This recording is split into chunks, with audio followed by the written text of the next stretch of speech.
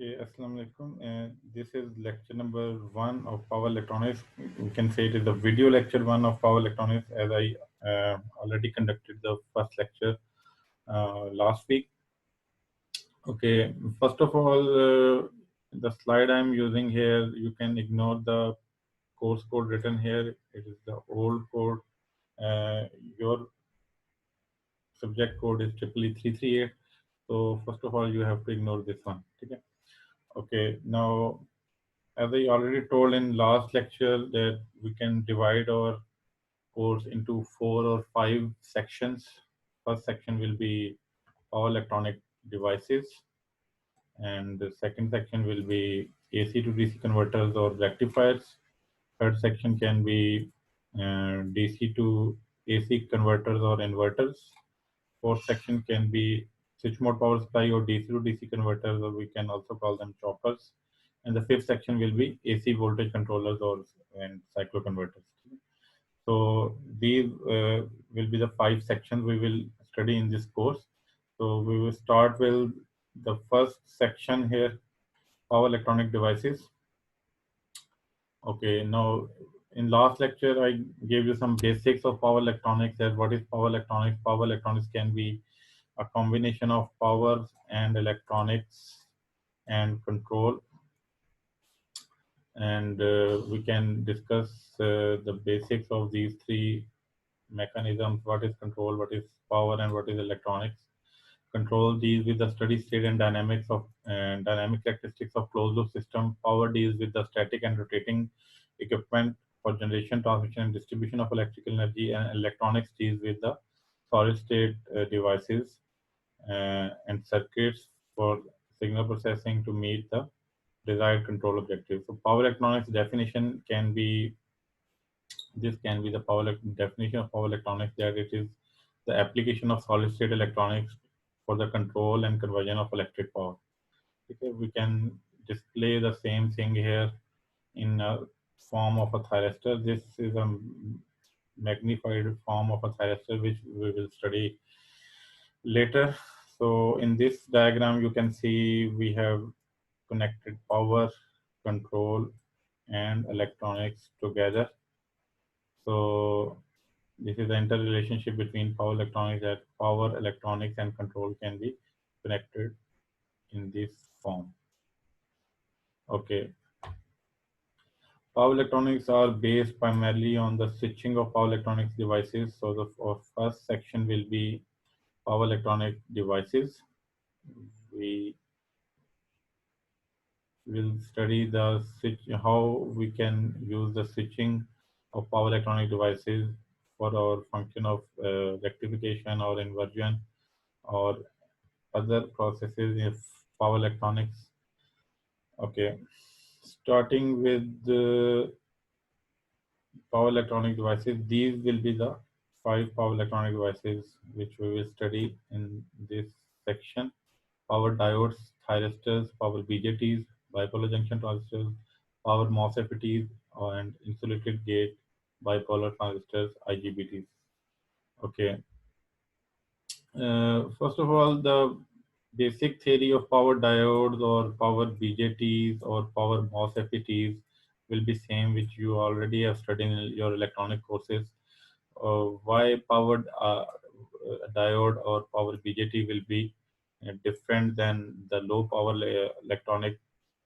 So we can say the power handling capability of a power diode will be greater than that of a low power diode. And similarly, the power handling capability of a BJT, power BJT, will be higher than a low power BJT. So you can say their off-state voltage or on-state current will be higher in power diodes as compared to uh, low voltage diodes and transistors. So our focus will be on thyristors. In this section, we will mainly focus on thyristors and SCRs, silicon control rectifiers, and remaining other devices we will just study their principles.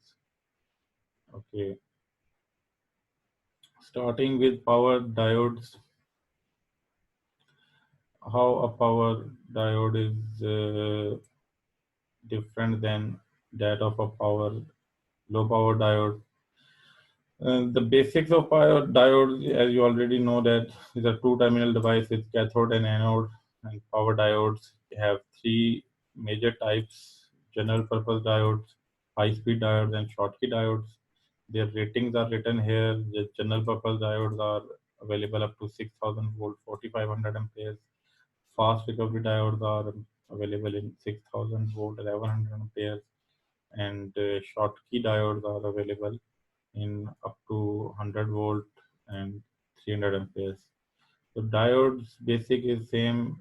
It is a two-terminal device, anode and cathode. And as long as anode is at higher potential than cathode, it will be in the on state, and uh, otherwise it will be in a reverse bias state if anode is at lower potential than cathode.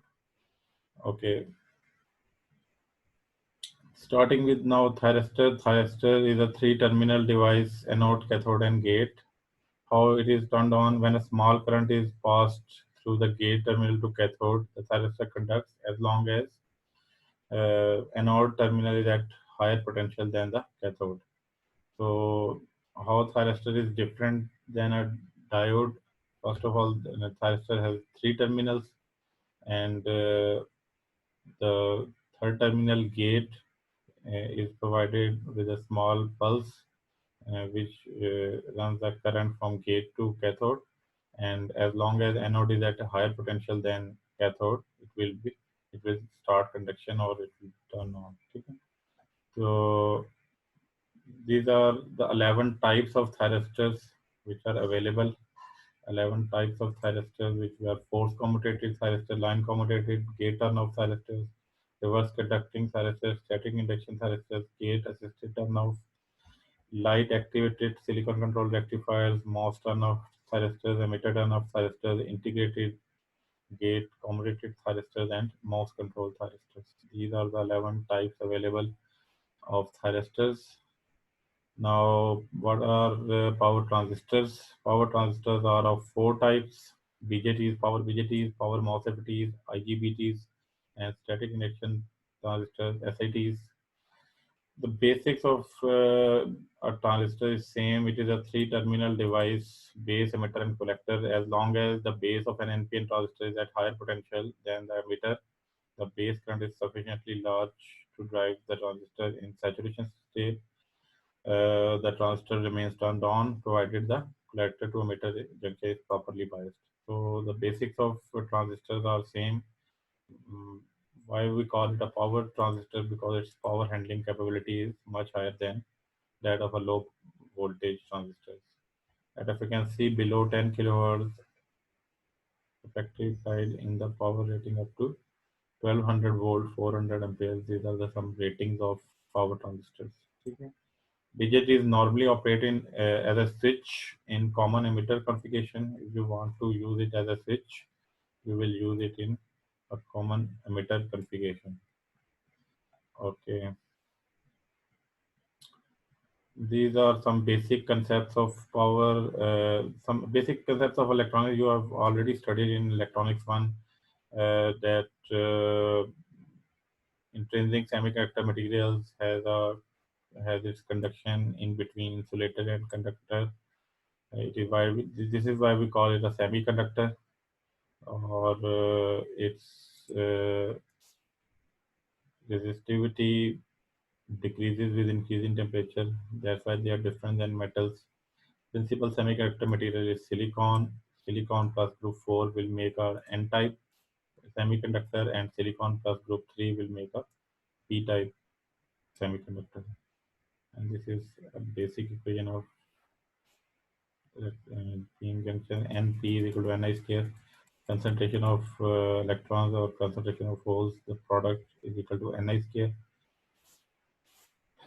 N is electron density, H is hole density, P is a hole density, and Ni is the intrinsic electron density. Okay? This is the basic symbol of a diode. Anode is one terminal, cathode is other terminal. This is the symbol of a diode. This is the VI characteristics of a diode. Okay, so this is the conduction region. This is the blocking region, your reverse electron region. Okay, and this is how the current in a diode suddenly shoots up as soon as it crosses its forward breakover voltage, connection voltage. Okay, these are some basics of electronics. Now, coming to thyristor. What is a thyristor?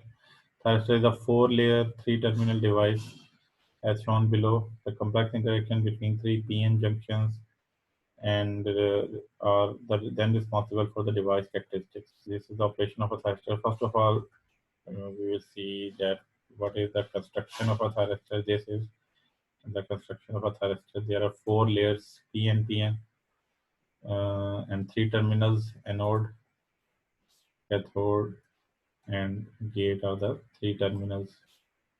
This is the symbol of a thyristor. Anode is one terminal, cathode is the other terminal, and gate is the third terminal. And this is the structure of a thyristor, in which we can say that it can be divided into a PNP transistor or and another NPN transistor.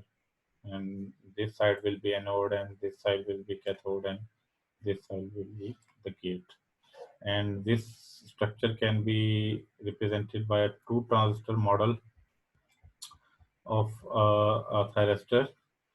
So in this two transistor model, we have one NPN transistor and one PNP transistor. So how this model will work?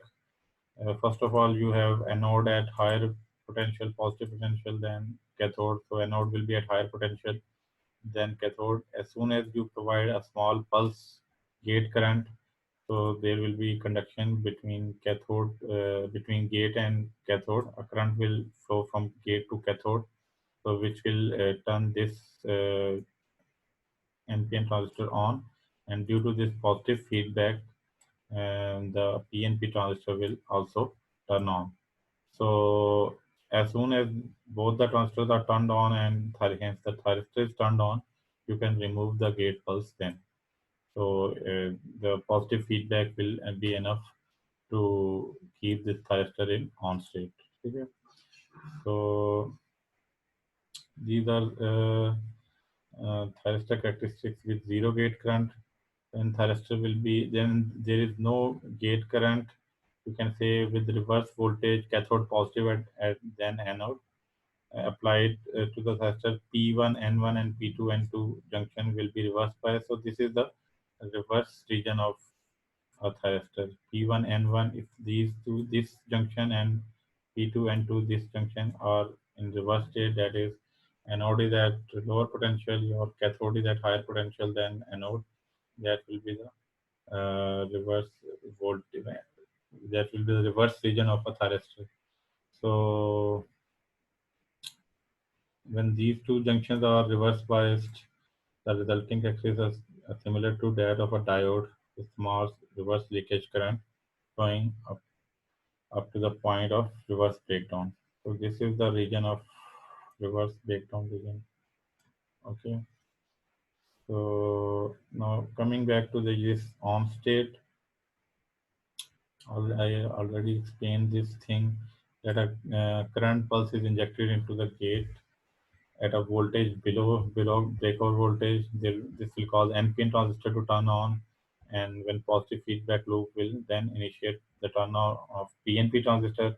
Once both transistors are on, the gate current can be removed, and because the action of positive feedback will be enough to hold both transistors and hence the thyristor on. So there are two quantities here to define what. First one is the latching current. What is the latching current? Latching current is the minimum current required to cause the conduction in thyristor. Is the minimum current required for the conduction.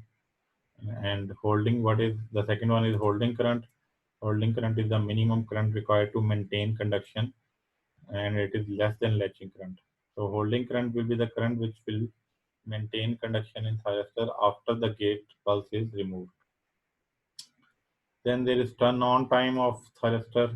Turn on time of thyristor is the time interval between the application of gate current and the point at which the thyristor current reaches 90% of its final value.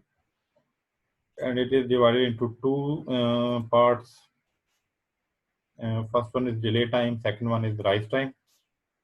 What is delay time? Delay time is the time taken for the thermistor to reach 10% of its final value, and from 10% to 90%, the time taken, that will be called a rise time of uh, thyristor.